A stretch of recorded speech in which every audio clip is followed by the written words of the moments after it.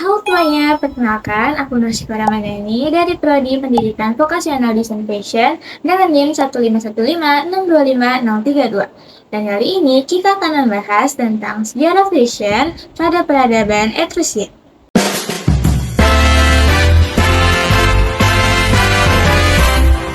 Peradaban Etrusia berkembang sekitar abad ke-8 sebelum Masehi di wilayah yang sekarang kita kenal sebagai Tuscany, Italia. Bangsa Etrusia dikenal karena memiliki budaya yang kaya dan berpengaruh terhadap masyarakat Romawi. Menurut artikel dari Uniproyekta, peradaban Etrusia bukan hanya sekedar sebagai pendahulu, tetapi dasar di mana seni, budaya, dan tatanan sosial Romawi dibangun. Bangsa Etrusia sangat mahir dalam pembuatan tekstil. Berdasarkan buku dari Survey of Historic Costume karya Tortora, ditulis bahwa wool tetap menjadi bahan utama mereka dalam pembuatan pakaian karena kemampuannya yang dapat menyerap warna dan memberikan volume yang dibutuhkan untuk busana luar mereka.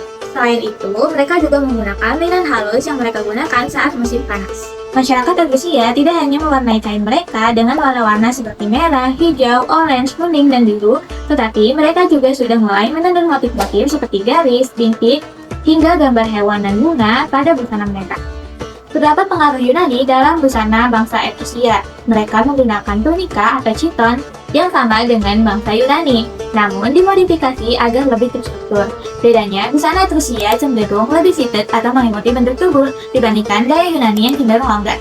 Berdasarkan buku karya Tortora, beberapa pakaian mereka memiliki lengan yang dipotong dan dijahit langsung ke busana, memberikan tampilan yang lebih fitted dan tidak terlalu berlubang. Dan bagi wanita kelas atas, Tortora juga menjelaskan detail ikonik berupa lingkaran status berupa rumbai atau tensel yang bergantung di bahu bagian depan ke belakang. Busana paling ikonik dari bangsa Etrusia adalah tabena. Berdasarkan ensiklopedia.com, tabena adalah kain berbentuk melingkar atau elips yang disampingkan di bahu dan nantinya menjadi cikal bakal bagi toga Romawi. Nah, dari hal ini terlihat bahwa busana Etrusia merupakan kombinasi dari bentuk dasar busana bungkus dan kutang. Gaya rambut bangsa Etrusia berubah seiringnya waktu. Tortora mencatat bahwa pada masa awal, pria bangga dengan rambut sedang dan janggut yang meruncing. Namun seiring waktu, mereka memilih tampil klimis dengan rambut pendek. Sedangkan wanita di era awal mengepang rambutnya dan membiarkan hewan panjang sebelum akhirnya mengikuti gaya rambut wanita Yunani.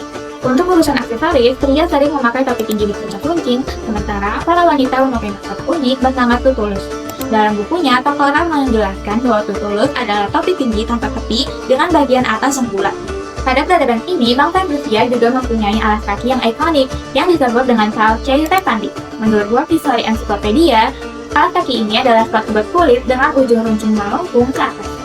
Berbeda dengan wanita Yunani yang lebih tertutup, Uniproyekta mencatat bahwa wanita Etrusia menikmati status sosial tinggi dan aktif dalam penjamuan publik. Inilah alasan mengapa mereka berani menggunakan bedak putih Lafontaine dan berwarna pipi yang menonjol agar tampil berkilau di bawah lampu pesta.